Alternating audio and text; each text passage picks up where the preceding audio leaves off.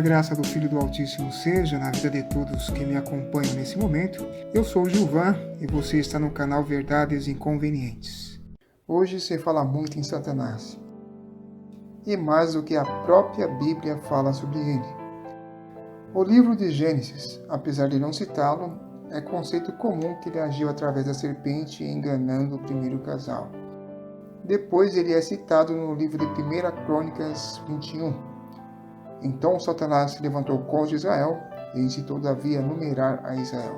Só que no texto paralelo de 2 Samuel 24, diz o seguinte: E a ira do Senhor se tornou a acender contra Israel e incitou a Davi contra eles, dizendo: Vai, numera Israel e a Judá. Um texto diz que quem incitou Davi foi Deus, outro que foi Satanás. Como resolver essa contradição? O livro de Samuel foi escrito antes do cativeiro babilônico, e o livro de Crônicas foi escrito depois do cativeiro babilônico por Esdras.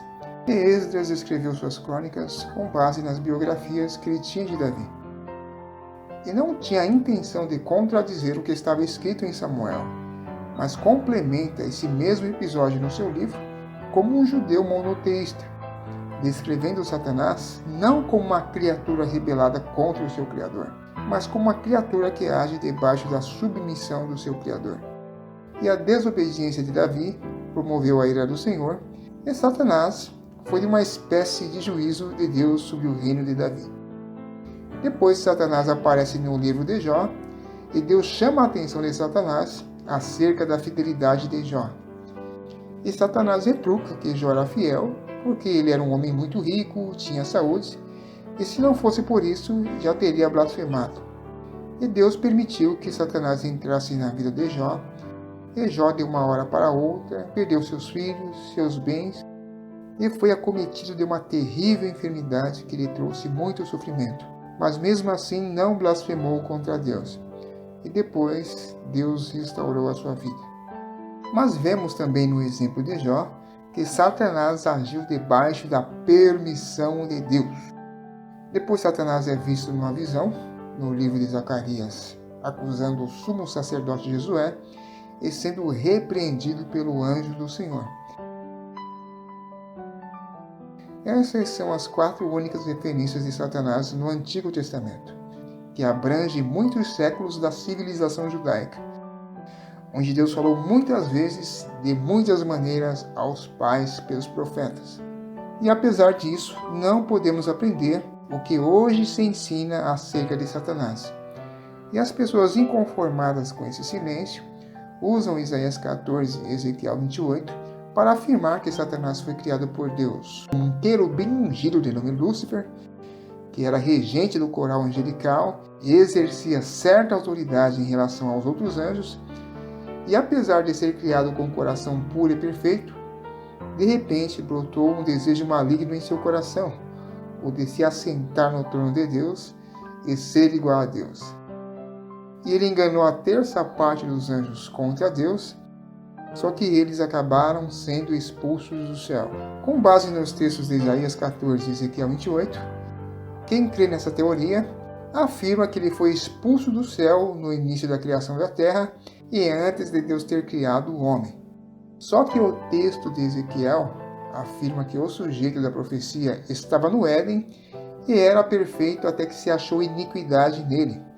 Se tal profecia deve ser atribuída a Satanás, como depois dele ser expulso do céu por querer usurpar o trono de Deus e enganar a terça parte dos anjos, ainda continuava sem iniquidade no jardim do Éden.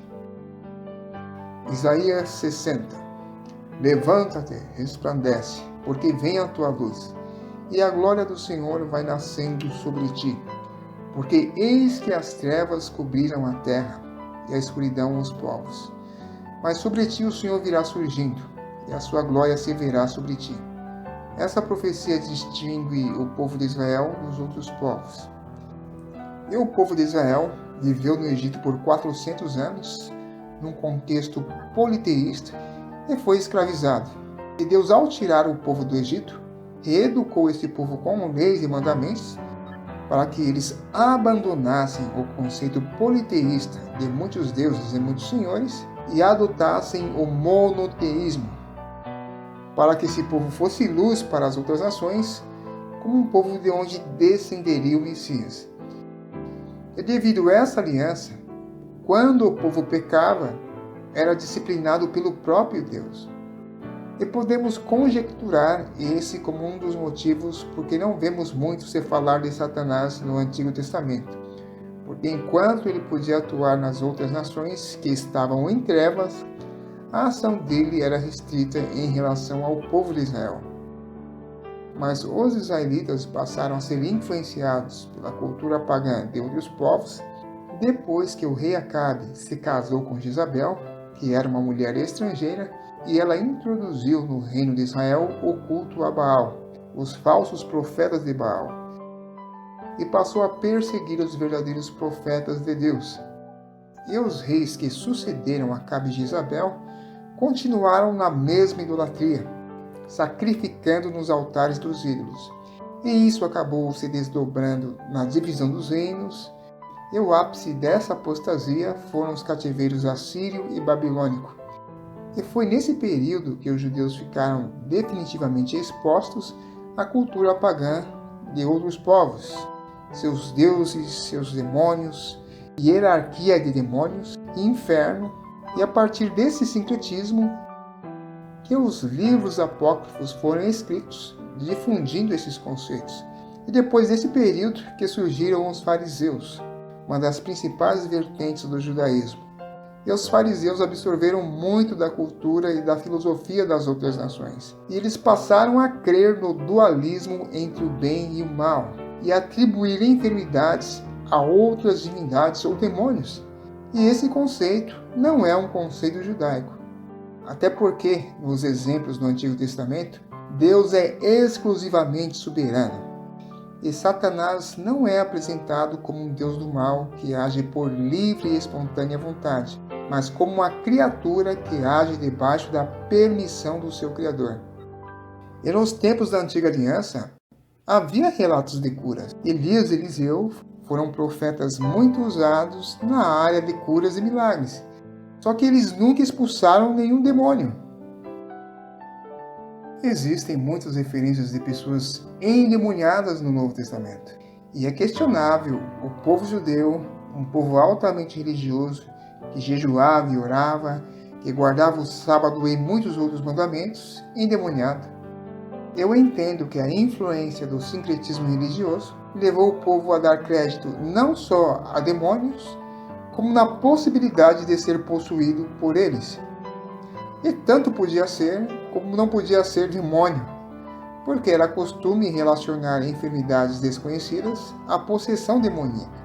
A medicina do primeiro século não chegava nem aos pés da medicina de hoje. Hoje existe a neurologia, a psicologia, a psiquiatria, ciências que lidam com transtornos da mente. Por exemplo, você está vendo um menino sofrendo um ataque epilético. Imagine essa cena sendo vista no primeiro século. Ele seria rotulado como endemoniado. Hoje, apesar da medicina ter evoluído, a epilepsia ainda não tem cura, mas existem remédios capazes de controlá-la. E o mesmo se relaciona a pessoas com distúrbios psiquiátricos. Geralmente, quando elas surtam, elas perdem a consciência e assumem uma força descomunal e ficam muito violentas.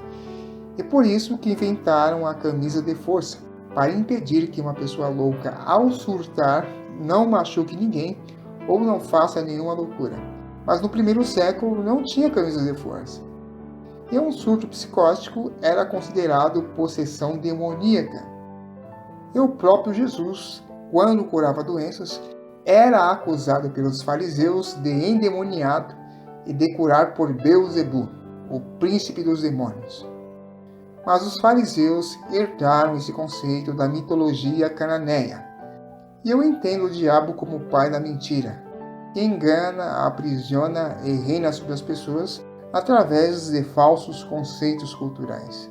Mateus 8,16.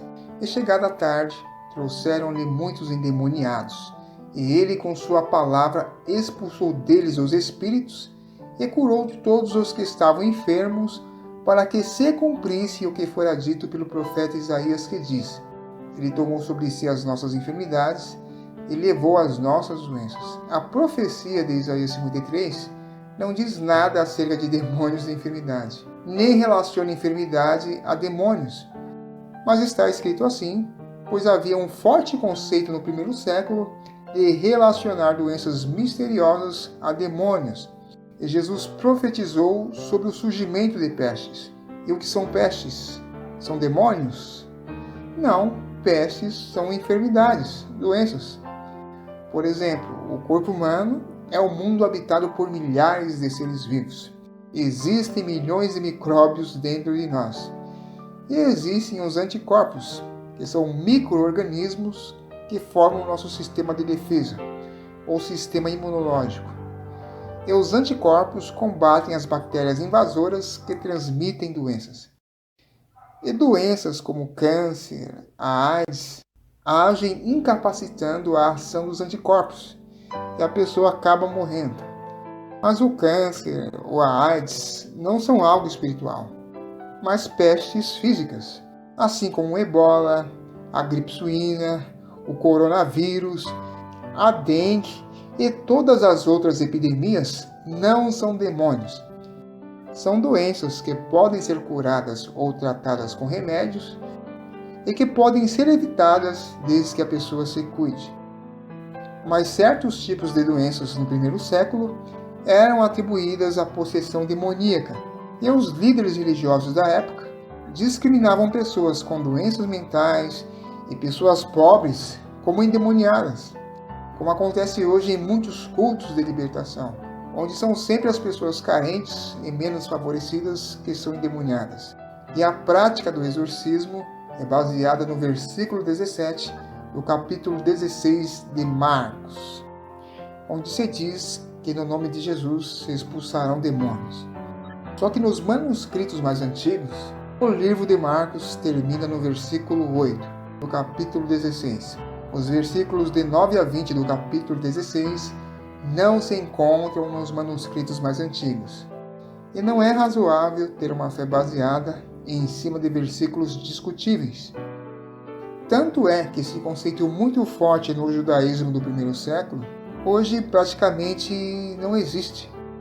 Eu desconheço o fato de haver exorcismo no judaísmo de hoje. E nem em todas as instituições cristãs existe a prática do exorcismo. No catolicismo ortodoxo, é proibido os padres tratarem qualquer pessoa como endemoniada. Acontecem em certas denominações evangélicas, mas não em todas. A maioria desses exorcismos de hoje são puro charlatanismo, truques psicológicos, lavagem cerebral.